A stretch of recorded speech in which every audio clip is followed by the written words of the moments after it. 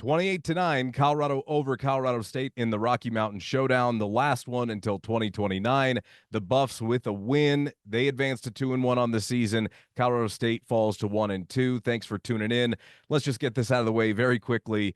For those of you who have not heard, covering this game a little bit differently than normal, Colorado State denied me a credential for this game. The first time I've ever been denied a credential for a Colorado football game. Regardless, they told me for a multitude of reasons they were at capacity. That's what they told me. But we were also told earlier in the week they were not happy with me for asking Coach Prime about Kim Norvell, Jay's wife, calling Shadur a B in the offseason on social media.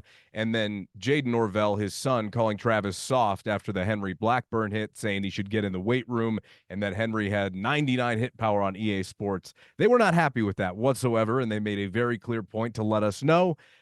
So I was not at the game. Just need to get that out of the way. Now we can get to the rest of what actually matters. 28-9, Colorado over Colorado State. Now, very important bounce back win for the Buffs. It was a must win. They got it. Okay, that's number one. Just win, advance to the next week. We can talk about a little bit later maybe what this win means moving forward, but CU did some important things tonight, including running the football much more efficiently. Dallin Hayden missed this game, who through two games had looked like their best running back. Charlie Offerdahl had been starting for Colorado. Tonight it was Isaiah Augustave that got the start, the transfer out of Arkansas. He looked okay, had some nice moments, and then Micah Welch, the true freshman that we've been talking about, got in the game and really found some traction in the first half. Colorado was able to rush the ball efficiently. Really good to see. And that first quarter was about as close as this one came. The offense started a little bit slow. Colorado's defense did not. They picked up where they left in the second half against Nebraska. I thought they were really good early, just controlling Colorado State. Now, coming into this game, a big storyline, clearly, Torrey Horton, their preseason All-American, everything, wide receiver, banged up. He did not practice this week up until Friday. They just inched him into teamwork. They really didn't do much with him at all. He was barely running. He returned some punts, and then late in the first half of this one, he got dinged up. Early on, though, they were able to find some good traction on the ground with Justin Marshall, their redshirt freshman running back. I really like what he brings to the table, but he did get banged up a little bit. I think it was like early second quarter maybe of that first half that he ended up missing time, would rejoin the game. But that was a big blow for their offense, because outside of Horton and outside of Marshall, they just don't have many weapons, and Colorado's defense took advantage. They had a really solid game plan, did a very nice job stopping the run, I thought, after Marshall left. And look, Colorado did leaned on Colorado State with their talent. They just did. You look at the way this played out, it was kind of identical. First drives to start, some nerves, very emotional game. We saw CBS put out the clip of wide receiver coach Jason Phillips and Coach Norvell having some very interesting, very choice words. After the game, Coach Prime said that somebody bumped into Coach Phillips, and that kind of led to a little fracas there before the game. Just some interesting, exchanging pleasantries, we'll just say. But that, of course, off the heels of the comments that were made by Braden Fowler-Nicolosi, Colorado State's quarterback, and Torrey Horton himself, their wide receiver, about this game, talking about how they should have murdered CU last year. We'll see what Instagram followers do. And for a rivalry game that came in, it was very tepid, I would say, at the beginning of the week. Everybody was, just keeping to their P's and Q's, very politically correct with the media, up until those two, said that at media day, and then the clip was repurposed, and they waited to post the clip, which was smart. It got the traction that it needed to, and it certainly got Colorado's attention as well.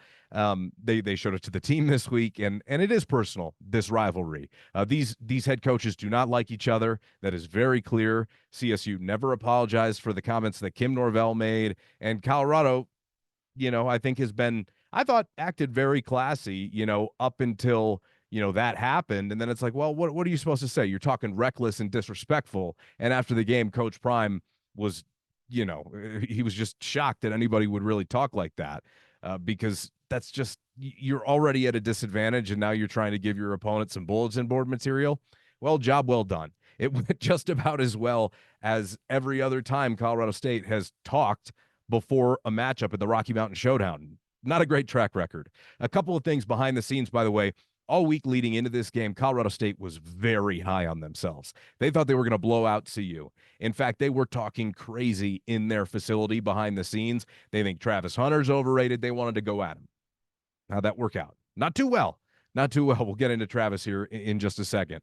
They felt like they could run to set up the pass. That's what they wanted to do. They tried some play action shots. The run worked a little bit early, but Colorado did a good enough job with their third down defense to get Colorado State off of the field. In fact, in total, the Rams were 4 of 15 on third down, at one point 2 of 10 on third downs, which, I mean, that is how you limit your opponent from having any sort of offensive success. It was more or less what happened to CU last week at Nebraska. So good to see the defense transition start quickly, because the offense didn't. The offense just didn't. CSU had the 3-0 lead, I believe, at the end of the first quarter there, if memory serves. Just a couple of things I wanted to address here before we kind of get into the nuts and bolts. I wondered about the game plan. Would they install some creative running game? They did. I thought in the first half it was better than the second half. Are they ready? They were ready for the moment today. At least the defense was, and the offense eventually caught up after CSU. By the way, CSU also thought they were going to be able to get a lot of pressure on Colorado. I don't know why they thought that way. They hadn't in their first 2 games whatsoever. They had 4 sacks last year, 0, a goose egg in 2024, at least tonight. And so that's a good sign for Colorado to keep Shedeur upright. He did still see a lot of pressure. And struggled, I thought, kind of handling it early. Settled in once Colorado realized, okay, CSU's going to play too deep here. Well, all we're going to do is just take everything underneath that they're giving it to us, and we're going quick game, getting the ball out quickly, and using that as more or less an extension of the running game. And I thought that was an effective game plan tonight. No Chidozie and Nwankwo for this one. Colorado's defensive line transfer from Houston, who's played really well. No Taurine Carter either. Their transfer from Arkansas. So instantly their defensive line depth would be tested. And I thought it actually passed that test, right? And Quinn Barnes played well. Amari McNeil had a tip punt. I thought he also played well tonight. Rayon Buell, another transfer, got in there in the middle. And Shane Cokes as well in the middle, all playing in there. Obviously, Shiloh Sanders last week broke the arm. So it's Carter Stoutmeyer who came in to replace him in Nebraska. He got the start tonight. Looked very good. Thought he made some nice plays, really not lost. Colorado, at least in the past, and specifically last year in this game, got shredded in man coverage, right? All those crossers just killed them, and they never adjusted to it. Tonight, first of all, without Horton on the field, CSU just doesn't have any weapons. I mean, let's just be honest. Maybe some younger guys are growing into themselves, but nobody that's really dynamic. And as a result, they just didn't get open. And Colorado's corners, who, in my opinion, you got 3 NFL corners, showed why tonight. Now we'll see what happens when the price of poker goes up. They pressured Fowler-Nicolosi, but I don't think they got home twice technically, but I believe that was late in the game. And so, look, this is a situation where something that we will be talking about here a little bit later. Their pass rush, though, just looks a step slow still. And I know BJ Green this week said that, they expect the dam to break here soon, but I don't know. It's a bit of a red flag to me. We'll get there, though. Tonight, enough pressure to cause Fowler-Nicolosi to make some bad decisions, of which he made several. And I thought, this is a Colorado team that specifically against Nebraska beat themselves in a significant way. We talked about that last week, but they didn't tonight. And Colorado State was the team that made the big mistakes tonight. And unfortunately, in a matchup like this, CSU just doesn't have the margin for error to weather through some of those mistakes. So when Fowler-Nicolosi throws that interception, the 500 ball from his own end zone, right, that gets picked off by Preston Hodge, I even put it out on social media. I said, game blouses, because it was over. It was over. They don't have the firepower to come back. You turn the ball over in a red area. Colorado converts, and, that's all she wrote. It was good to see Augustave and Welch get their opportunities. Like I said, Micah, I thought, ran the ball better early. Colorado used some pre-snap motion. They did some things to put the defense into conflict pre-snap, which is important. They can't always know what to expect. Now, obviously, you get the 14-3 lead. You can run the ball after that. But they kind of did, but they kind of didn't. Again, a topic we'll get to here coming up. There were a couple plays. The first touchdown to Travis Hunter, or the first touchdown to LeJontay Western, not Travis Hunter. LeJontay with 2 touchdowns, Travis with 2 touchdowns receiving tonight. The first one to LeJontay, First down, first and goal. I would have loved to run out of the pistol there, but Shedeur fits it right into the keyhole. You know, Coach Prime after the game says, you don't hear about balance when we win. Nobody cares about balance when we win. Sorry, I kind of do. I kind of do. Happy to see a win, but I really wouldn't be resting too much on their laurels after that game. The way Colorado needs to approach that one is, okay, solid win. We corrected what we needed to. Good confidence builder for the staff. Good confidence builder for some personnel on our team, but also have the wherewithal to recognize that there was a lot to be desired with that performance overall. I thought it could have been worse. It probably should have been worse. Penalties were an issue tonight, but also it's just process and order of operations. Like, yeah, you can complete that ball to LaJonte there, but I mean, it's first and goal right there. You don't want to see if you can't establish a little ground game. All right, whatever. Anyway, that's all. And then the first Travis Hunter touchdown, you know, where he kind of comes under on that throw there to the flat, just a screen right there on the goal line after the quick change of possession there when it's 14-3, then it becomes 21-3. Everybody and their mom knew that ball was going to Travis, had to get his touchdown. Another situation where it's first and nothing. I'd love to see a couple runs, but I digress. Look, I mean, you got to play the game to a degree, but also it was something that we talked about heading into it. I'd like to see you establish somewhat of that identity to make Baylor have to prepare for that a little bit harder. I think they did to a degree. So Baylor will be aware who Micah Welch is. They will be aware who Isaiah Augustave is. We'll see if Dallin Hayden's back next week, but maybe not to the overall degree. They definitely weren't as balanced as I would have hoped. I think it was like 49 passes to, I want to say, 19 runs. So an improvement certainly, but absolutely when that game drew on there, I would have liked to see a little bit more going to the ground and killing some of that clock, but I digress. I think there was also something behind that too. I think they were trying to make a point, which we'll get back to that here coming up. Bad punt there. You gave up the field goal early, right? But you did hold them to a field goal. Another sign of Colorado's defense bending, not breaking. Important there, especially when the offense is not clicking to start this game. Mata misses a field goal. This is something that we've kind of touched on in passing. I just thought they would do this in the offseason. Look, I like Alejandro Mata. Fantastic young man. Absolutely. I understand Coach Prime's affinity for him in their relationship, but it was a failure not to go get another leg this offseason. Jace Feely is doing better with the touchbacks. He is doing better at altitude. Let's see what it looks like at UCF in a couple of weeks. And Mata, you just need a better kicker. And that probably wouldn't have been that hard to go grab one of those guys and bring him into the program, but they didn't. And you've got to live with the results now. And again, I like Mata a lot, but that would have been an easy one to cross off the box. Look, we need somebody who can put it out there, and they just don't really have that, especially not somebody who can do it consistently. So it's a problem. And later in the year in closer games against better teams, that's just not something you'll probably feel comfortable about, quite frankly. The pass rush, like I said, I think they're getting home. I worry about them getting home against better teams. They do look a step slow. Like Fowler-Nicolosi's not a mobile quarterback, and he scrambled a ton and wasn't stopped behind the line of scrimmage. That's definitely something they have to continue working on cleaning up. Definitely have to get better because they will be tested there. But again, tonight, you know, certainly without any receivers getting open against Colorado's secondary, then it was good to force them out of the pocket. Good to get the pressure on them. Still haven't gotten home yet. And I just am a little bit worried that maybe that group isn't as impactful as I thought it could be. Because quite frankly, we're just not seeing the production that I thought we would see, especially early, because it's not going to get easier moving forward from that group. Let's see here. Shedeur, I think maybe he's just like a tad bit slower this year. I don't know why. I think he's a tad bit slower. Like there was a little bit more escapability that I saw out of him. Maybe he added a little bit more weight in the offseason, maybe because of the longer rehab time coming off the fractured back. Speed training wasn't essential, but he does look sharp when he steps up into his throws. And there were some really clear examples of, hey, you're backpedaling, throwing this off your back foot. Some of those throws are good, but when Shedeur sets his feet and steps up, throws off his front foot, he delivers strikes.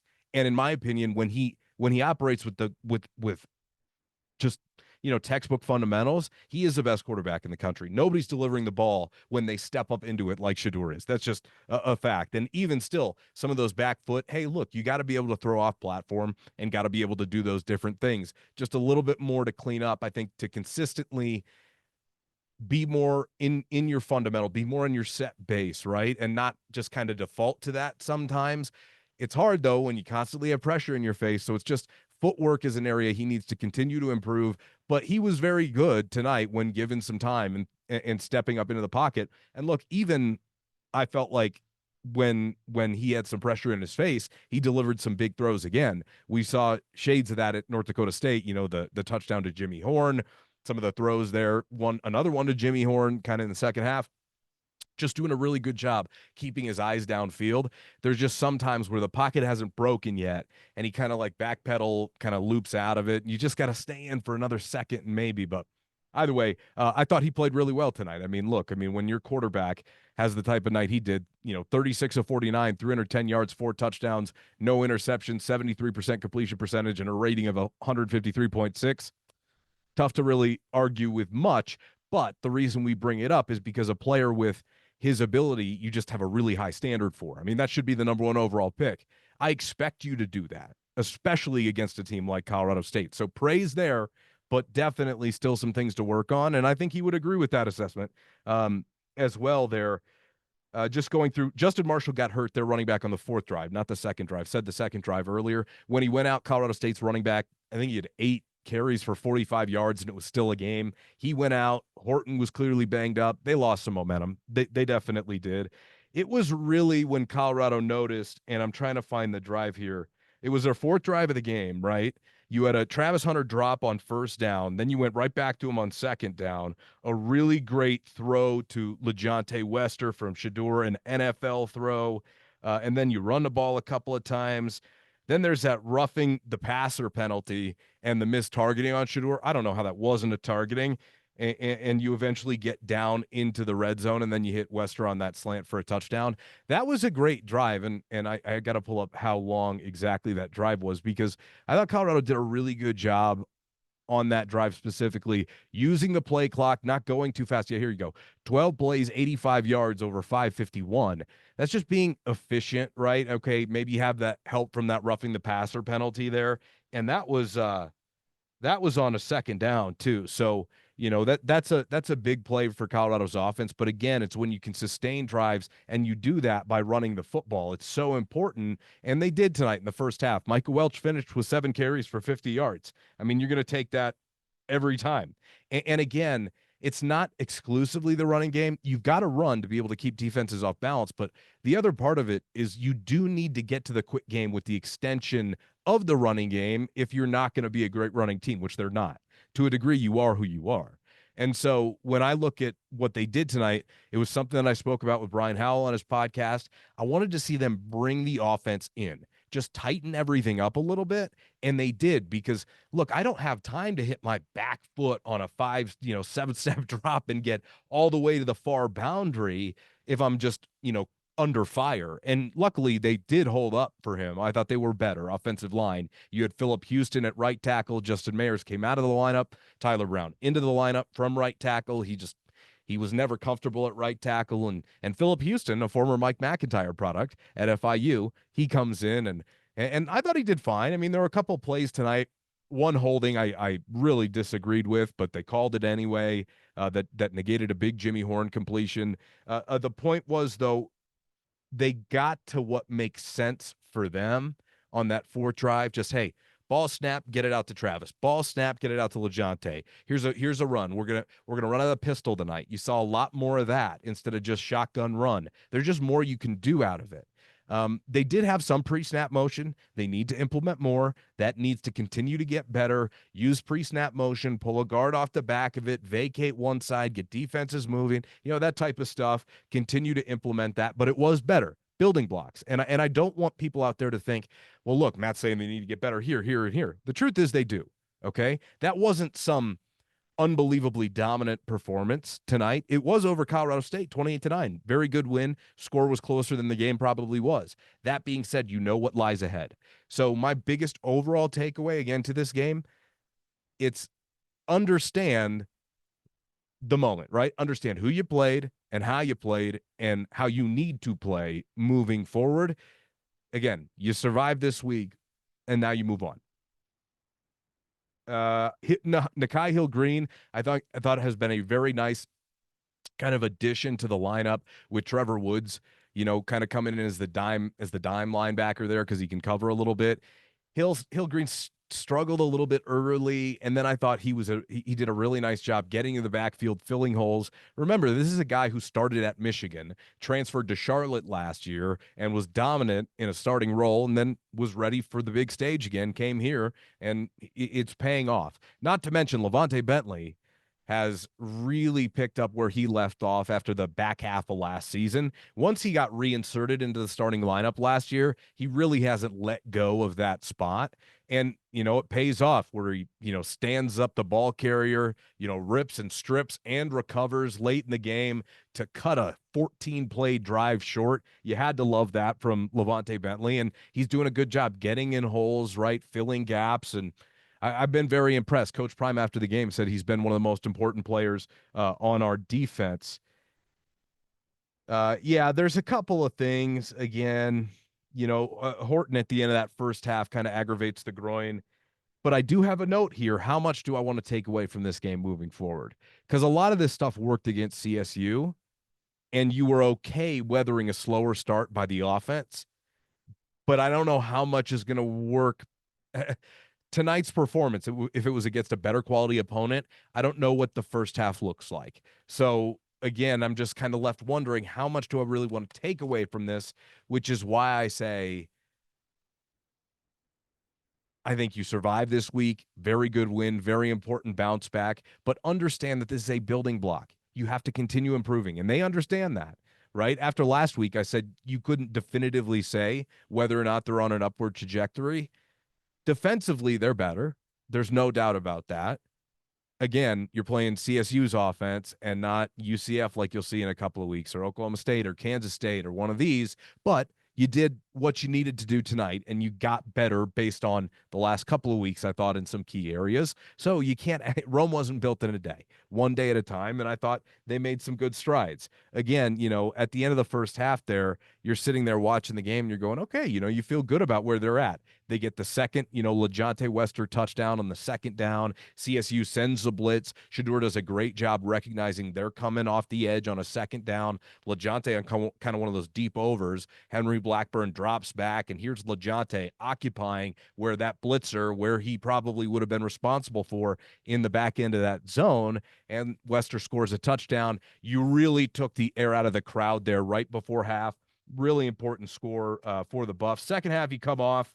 And again, opening drive, this is where I kind of had this flashback to last year where I said,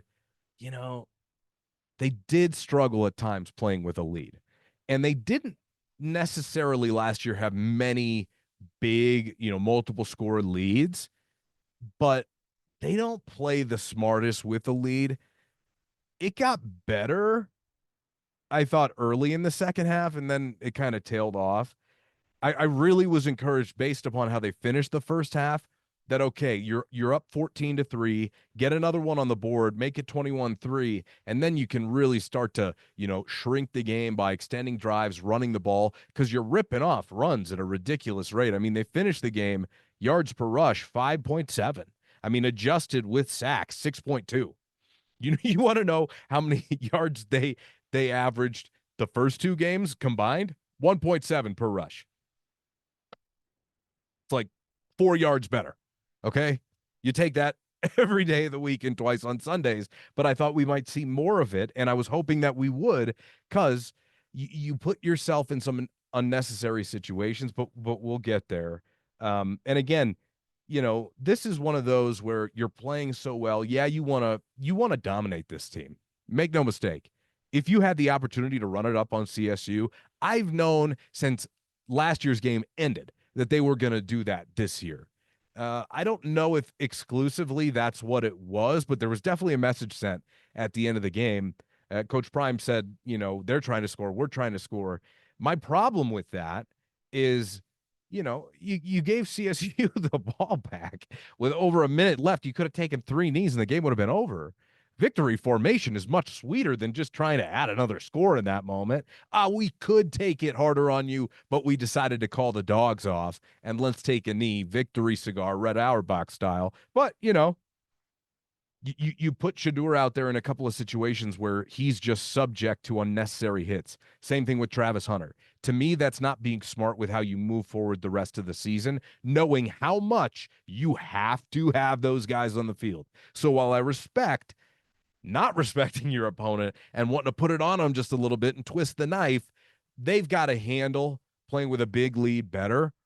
This is going to sound like a shot. It's not. I don't know how many big leads they're going to have in many games moving forward. Hopefully they do. So I don't know how much of a situation that's going to be that they have to come up across. Hopefully it's one that we end up seeing a lot.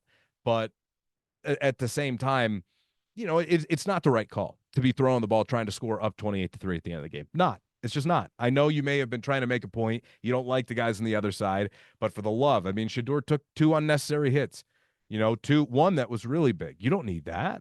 You don't need that. Travis the same. Travis has already racked up this unbelievable day, 13 catches, 100 yards, 2 touchdowns, and a pick on defense, another pass breakup. He was brilliant. But God forbid something happens. It's just risk management. It's just risk management. And seeing the bigger picture, it just was like, it's just not how you're supposed to do it. It's just not. It's just not, because if something happens there, you are kicking yourself. And it's not about, scoring. It's about trying to get through this game, keep everybody healthy. You're up 28-3 or 28-9 at that stage. You got a comfortable lead. Let's ride this horse into the barn and get back to Boulder. That's really my thought. But again, that's one of those things where, Coach Prime talks about balance, and it's like, yeah, in the second half, you could lean on them and really develop some traction for your running game, some more confidence, but they didn't. And look, it all worked out okay. That's all that matters. You just got to be really careful moving forward in that situation again. What is worth it? Does the risk outweigh the reward? And in that moment, in no way, shape, or form does the risk outweigh the reward. Still trying to put it on up 28-9. Sorry, just doesn't. That's just a fact. That's non-negotiable. Like style points, you already took care of that. And I respect that. I just want to say, I respect trying to win convincingly and get that confidence back. Just know when to hold them, know when to fold them. Thanks, Kenny Rogers. And I even put there, okay, 21-3, awful throw by Fowler-Nicolosi, right? He throws the 500 ball. I don't know what he's thinking throwing that from his end zone. Preston Hodge, by the way, I mentioned Travis Hunter. Preston Hodge was great. Another pass breakup, his first career Colorado interception. DJ McKinney was really good as well, I felt tonight. Again, very strong night from the Colorado secondary. Colton Hood, I believe, even had a pass breakup. Carter Stoutmeyer played well. So did Cam Silman-Craig, I thought, as well, for the most part. So, again, I don't know what Fowler-Nicolosi's thinking there for him to talk like he talked and then make a decision like that. Come on, dog. And then for him to go, too small to Travis in the first half, down 14-3. That's when you know, as a coach, you made it too much about them and not enough about you, in my opinion. And Jay Norvell definitely did that. I know what he did behind the scenes this week. He was not making the focus primarily about them. The focus was primarily about CU, which typically, from what I've heard behind the scenes, he compares almost everything to CU. And he did all last year. He did all summer. And he certainly has the beginning of this season. It is a constant topic of conversation in Colorado State's facilities. Just is. And it was clear tonight how they played. That's where their heads were at. So, again, and it didn't help that they had some key injuries too. But, again, they're just out-talented in that game. Colorado came ready to go, and defensively they leaned on them for sure, especially without Marshall early and then Hunter as well. Substitutions in the second half, Colorado wasted a couple of bad timeouts. I think one was special teams. One was quick change of possession. You weren't dialed in or didn't like the look CSU threw you. And then there was another one there. Coach Prime was not happy about it and let his coaching staff knew about it. They just had to save their own ass from, being in a bad spot on the field, which, again, you're up 28-3. Okay. In a big game, that's a huge problem. You can't blow those timeouts in a close game. You just can't do that. Discipline killed CSU tonight really bad. At one point, though, and look, it wasn't much better for Colorado. Colorado 12 penalties, 111 yards. CSU 10 penalties, 95 yards. Those are bad numbers for both teams. But again, when you have less margin for error, that's going to kill CSU more than it's going to kill CU. I thought the defensive line depth, as I brought up earlier, right? You don't have Wonkwo, you don't have Torrey Carter. Well, last year in a game like this, CU might have struggled in that regard if you were to lose two of your better interior linemen. They're not having that problem because depth is significantly rebuilt there. Third down defense thought was great all night long. Robert Livingston did a great job getting Fowler-Nicolosi just uncomfortable on third downs, not to mention, again, didn't create much separation. And I thought, barring that last drive where they scored the touchdown, at one point CU had held them 2 of 11 on third down, and they were in third and long all night because they weren't winning on first and second down. Colorado did a really good job against the ground game. Somehow CSU manages to rush for 131 yards in this game. But again, I think somehow is basically that 4th and 1 wildcat that goes for 62 yards at the end of the game, and you essentially get a touchdown. Incredible job by Travis Hunter to catch him. That was remarkable. The 9th drive for Colorado, and if your coaching staff is watching this offensively, what the hell? That was insane. Those first few play calls at the end of the third quarter, run the ball once, get it to the fourth quarter, shrink the game. You already have a multiple scorer lead. They don't. They throw twice there, and then it's a third down coming up out of the quarter break. And if it's not for and which one was it specifically that bailed them out? It was the it was that it was the late hit out of bounds on Micah Welch on a 3rd and 13 that gave Colorado an automatic first down that basically wiped off offsetting penalties because there was also a hold on that play. They bailed them out, and Colorado scores. That was the incredible pass. Shedeur in the second half, a few unreal NFL balls. I mean, just unreal. Goes to show you when you give him time, he is the best quarterback in the country. Just unfortunately, time is a luxury for them. Against Colorado State, they definitely had more of it. Against better teams, they have less of it, which that's part of the reason why I say, don't rest on your laurels here. Use this as a building block. Okay, we got better. We did some things differently that worked really well. Okay, now we need to build on these moving forward, but don't just assume that it's okay. Like the balance is cool just because we won 28-3. I just disagree vehemently with Coach Prime on that one. But, they won. That's all that matters. You just have to learn from it and move forward. So as long as you're learning from it, I'm good with that. I'm totally good with that. Just got to learn. Just got to learn. You did what you needed to do. You got the good win. Just know the way you handled the end of the game is a serious problem against other teams because you probably don't have a 3-touchdown lead. Now you're still probably making, trying to make a push there, but it kind of goes back to the first drive of the second half. Like there's a third down or it's a second down, and Colorado's moving the ball, and there's a second down that they try and, hustle up to the line, get Augustave the ball because they didn't want CSU to substitute, which I understand. I get it. Like that's a perfectly fine theory. This is just my own personal taste. I would rather you be more deliberate about getting down the field and taking your time and making sure that everybody's set. When Shedeur snapped the ball, almost nobody, they were barely set. And then Augustave's tackled in the backfield there. You're across midfield. You're driving. Just take your time. Just take your time. And late in the game, again, kind of getting up to the line of scrimmage before you had to and leaving too much time on the clock, which, again, in a game like this, I guess okay if you're trying to run up the score. And I understand that and respect it to a degree, but you had an opportunity early in the game. Your offense didn't come to play. You weren't clicking right away until you figured out, hey, they're going to sit back there. Let's just quick game this thing, get the ball out and get down the field, take what they give us. That was your opportunity to run up the score. It wasn't late in the game. And you just got to know when you're beat there, and you got to make sure you get out of there healthy. So important, so important. Does the risk outweigh the reward? Got to ask yourself that. Does the risk outweigh the point I'm trying to make? And maybe for Coach Prime, he felt like it didn't. To me, anytime you subject Shedeur to one more hit than absolutely necessary, it absolutely does not outweigh the risk. For me. Let's see. that second touchdown throw. I mean, back pylon, Travis Hunter, Henry Blackburn pulled up. He could have killed Travis again, and I think he thought about it, like you could see him think about it in real time. Man, I probably shouldn't do this because this is exactly what I tried to do last year, and he would have hit Travis in a defenseless position again, and he didn't. So credit to him, but he would have looked even worse if he laid him out there. And Travis, just another unbelievable play. That interception, yoink. I promise you, Fowler-Nicolosi, first of all, another ball he shouldn't have thrown. Second of all, he tried to throw it high, so he'd just get over Travis. Any 50-50 ball, there's a reason why they say it belongs to Travis.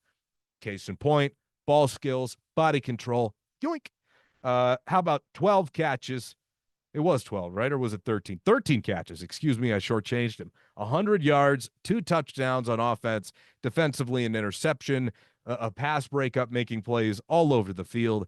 Travis playing almost every snap in this game. He's Travis Hunter, man. What do you want to say? What do you want to say? The guy is sensational. 5 tackles in this game as well. A couple other things and the chase down tackle that saved a touchdown, but then they gave it up on the 4th and 1 Wildcat. Like, that was insane. Like, that, the last time that I saw a Colorado corner chase someone down like that at a moment like that, maybe he did it last year and nothing's popping off the page.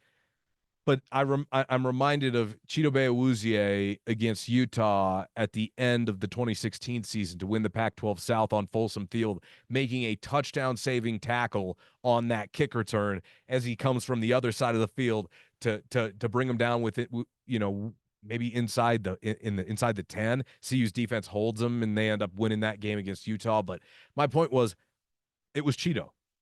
You see that from elite athletes and real talent, and Travis is just getting better.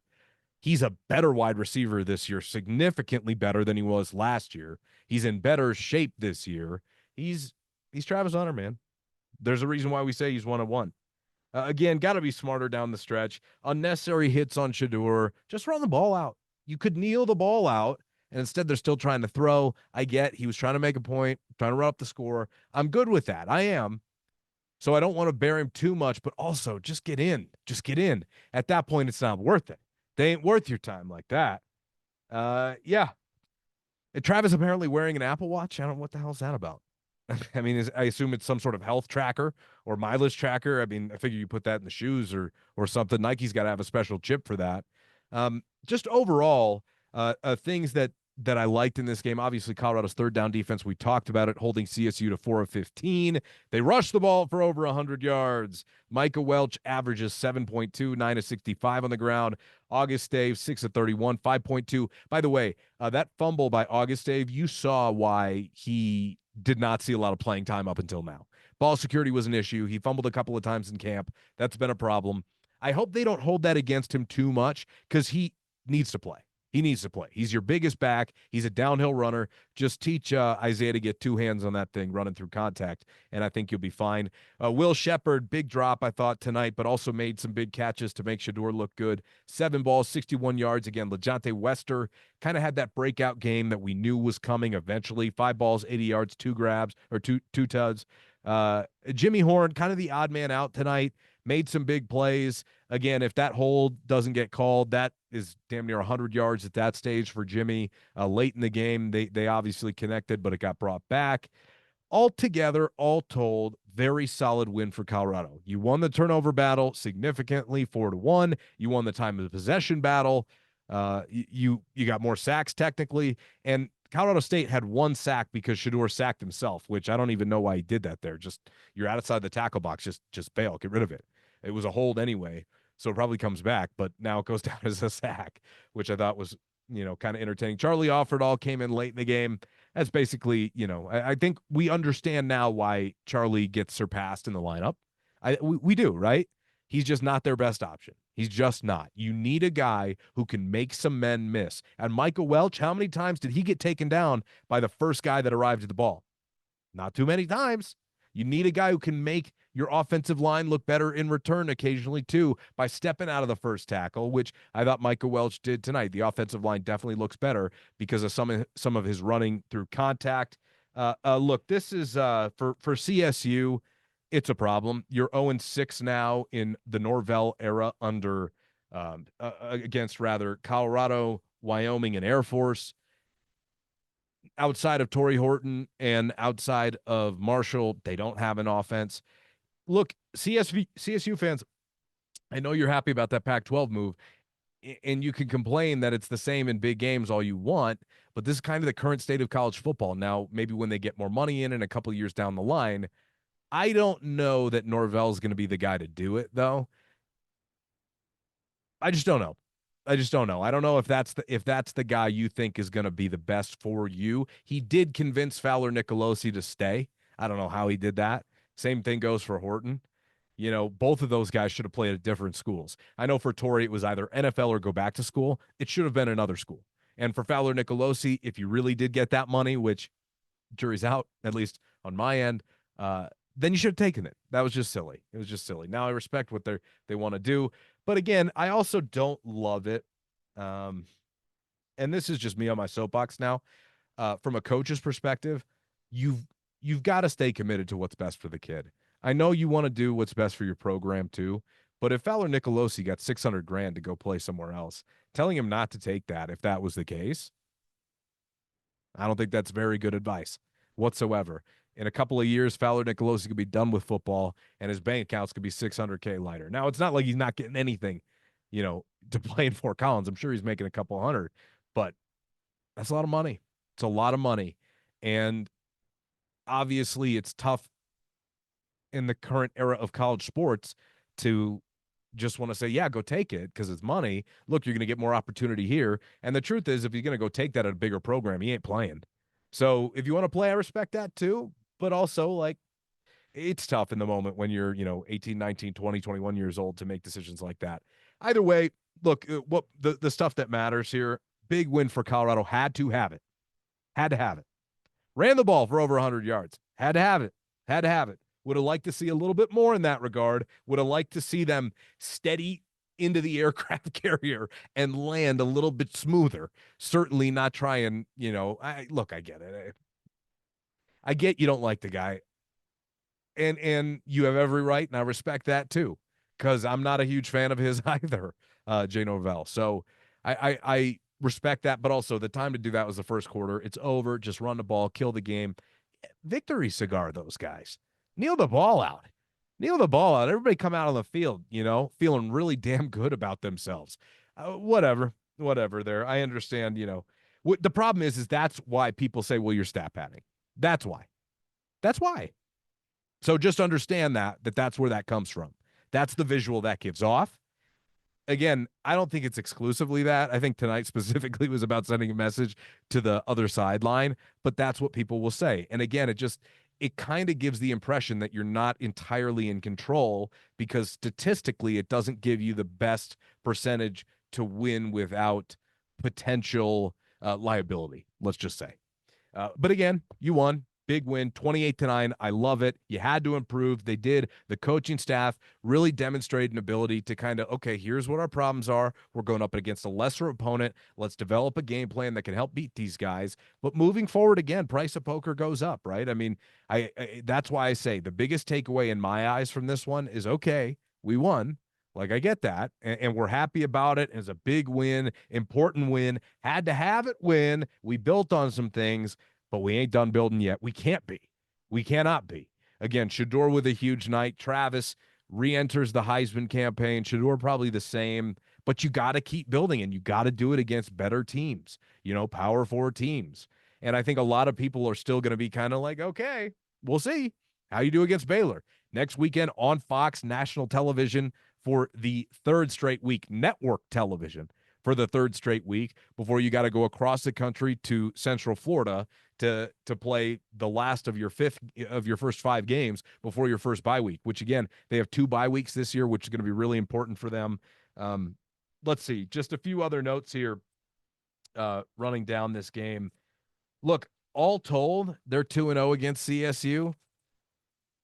And I said it sucks to be a CSU Ram. And they're going to be able to hold their, kind of hang their hat on that one. And Colorado had to show up tonight. They did. They won convincingly. That was important too. altogether really important night for the program, because if it didn't go this way, I can only imagine what the reaction would have been. But it went well. They bounced back in a big way, and now you're 2-1. Now you're going to be favored next week against Baylor to go 3-1. So let's see. Let's see. Build on this week, okay? It's important. The quick game, what worked? The quick game, getting the ball out fast, right? Not allowing an opportunity for an opponent to consistently get pressure to build a little bit of rhythm. And I thought bringing everybody in tighter worked. Micah Welch was important. Auguste was important. When Hayden gets back, let's get him in the mix here. You know, you were 49-19, I think it was, run to pass tonight. That is, it's pretty out there. Against better teams, you're probably going to want to kill some of the games, because maybe not next week, but against UCF, I don't know. I mean, we'll see. Baylor today played Air Force, and now that I think about it, I did not look at the score of that game. That Baylor and Air Force game in the Big 12. I'll go back and I'll watch this one, obviously, this week. Yeah, 31-3. Yeah, 31-3. Baylor in that game, you know, pretty good. Ran for 230 yards on the ground, 3 touchdowns on the ground. Going to have to stop the run. Hopefully that carries over. But 28-9, Colorado over Colorado State. Fowler-Nicolosi, Torrey Horton wrote some big checks. Did not cash them. Did not cash. Not even a little bit. Not even a little bit. You've got to build. You've got to build. Again, you're not done. There's a lot more to go. Very good step. Very important step. Should feel great about it. 2-0 over CSU. Don't have to hear about that now for quite literally the rest of your life if you're Coach Prime or anybody on this team or anybody on this staff. So well done, entire operation. Feather in the cap. Enjoy tonight. You move on. You get ready for a big game next week against Baylor. Get some momentum. And again, that's a Baylor team. They're desperate too. They're going to want it too. So again, never too high, never too low. Things to clean up, but also did some things quite well tonight, including obviously having 2 superstars in Travis and Shedeur that are sensational players, and having to watch a CU team without them is going to suck no matter what. Travis Hunter, let's end on a note about Travis. I never see anything like him. Never see anything like him. I don't think. Maybe we will again. Won't be for a long time. Nobody's done this in football history. Who's to say he can't do a version of what he's doing now at the next level? I would never bet against this guy. Never. Never would do it. He's as smart as it gets. He's as good as it gets. What a treat it is to be able to watch him play in Boulder. After 2022, I would have never, ever, ever thought that you would have seen a talent like that. He is the best player in the country. There's no question. And against a team like CSU, he dominated tonight. Let's see. So he's got 13 catches, 100 yards, 2 touchdowns tonight. Let's see, at 10. I mean, his receiving numbers, he's got to be right up there with everybody in the country as far as the leading receivers. And defensively, first interception of the season, it was sick. And you know, just as good as it gets. You run out of superlatives when you talk about greatness like that. You just have to appreciate being able to watch it. And again, you know, Shedeur, I feel very similarly about. Whoever is under center next year, going to be a downgrade, okay? Whoever it is. So very much grateful for the opportunity to watch these 2 guys play for the Buffs, and clearly for the Rams. A lot of work to be done. And, you know, that little brother syndrome, it never goes away. It never goes away. And they showed it again this week. Every time they talk, it goes poorly. And, you know, let's end here. As Coach Prime said at his press conference on Tuesday, when people show you who they are, believe them.